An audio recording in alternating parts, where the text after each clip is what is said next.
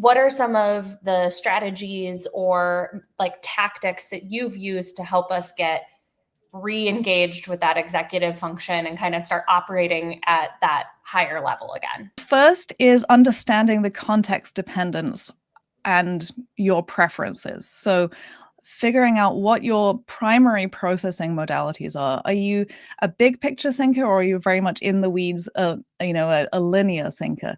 How do you take in information best, and how do you mull it over?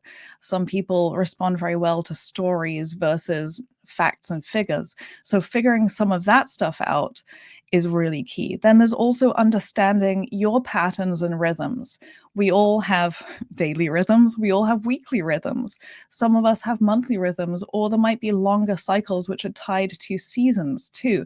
So when do you have more in the tank? When do you have more of certain types of energy, and when do you not? And then you can adjust your schedule based on that. You can adjust your resources so that when you have less time or headspace available, that maybe that's when you have, some temporary supports, like, Blue Apron or something like that. So the first is understanding what your preferences are, what comes easily to you, what your strengths are, and the contexts and timing of when those things fade or strengthen.